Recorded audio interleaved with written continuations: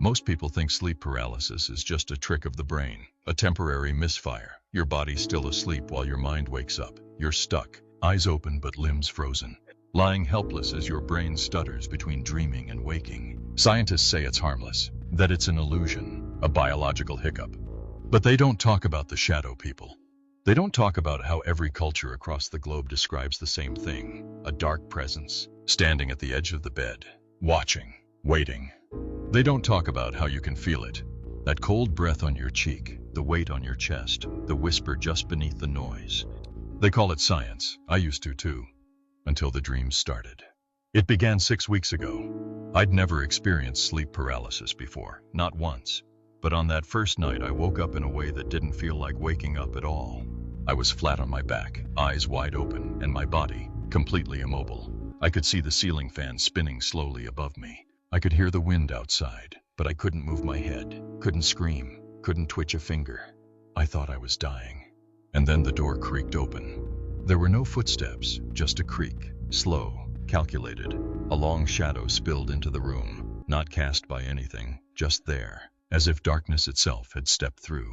It stood at the threshold, tall, slouched, and tilted. Its neck leaned unnaturally far to the left, like it had been snapped and never healed. It didn't move. It didn't speak, but I felt it see me. I blinked and it was gone. I woke up gasping, soaked in sweat. For a moment I thought maybe it was just sleep paralysis, a nightmare, a trick of the brain, until it happened again. And again, every single night.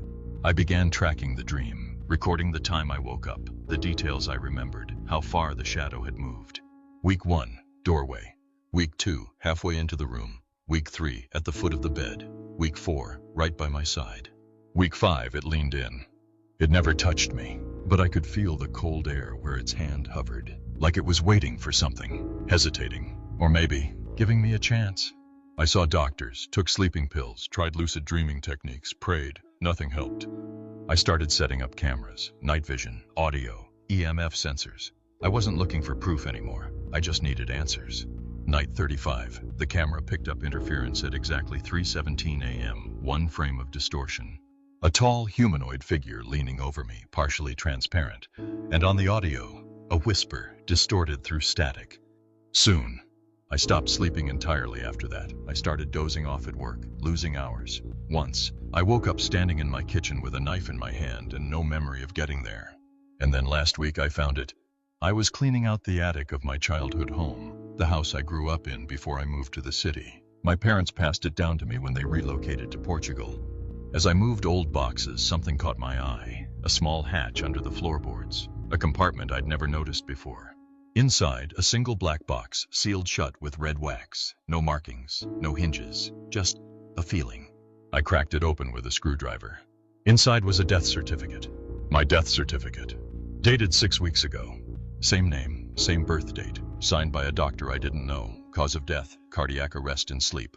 Below it was a photograph. A grainy Polaroid of me sleeping, my mouth open, eyes half rolled back, and standing behind me, the figure, clearer now, skin like ash, head tilted, one hand inside my chest. I dropped the box, ran downstairs, locked every door. It doesn't matter. That night I didn't dream. I woke up in the dream, but something had changed. I wasn't lying in bed. I was standing at the edge of the room looking down at myself, watching myself sleep. And behind me, another figure, a copy of me. Same face, same pajamas, but the skin, wrong, peeling, waxen. The eyes were glassy, hollow. And it turned to me. You weren't supposed to wake up. Then everything shattered. I spoke to a retired sleep researcher who specialized in near-death studies. I begged her for answers. She told me there's a theory that sometimes when people come close to death but don't cross over, something follows them back. A tether, an echo of the death that should have happened. And sometimes, that echo tries to fix the mistake. I think I was meant to die 6 weeks ago. Maybe I did, and something broke the process. Maybe I'm the wrong version, still here, a flickering copy in a reality that's rejecting me. Maybe the thing that's haunting me isn't a ghost. Maybe it's my rightful end. And it's coming to restore the balance. Tonight is night 43. I'm not running anymore. I've set up candles, cleared the floor. I've taken down every mirror. They say mirrors can trap souls, and I'm not taking any more chances. Because if I am a mistake, it's time to let go. The next morning, a neighbor reported lights flickering in the house across the street. They found the bed empty, the cameras melted. No sign of the occupant, only a death certificate pinned to the wall. The ink was still wet.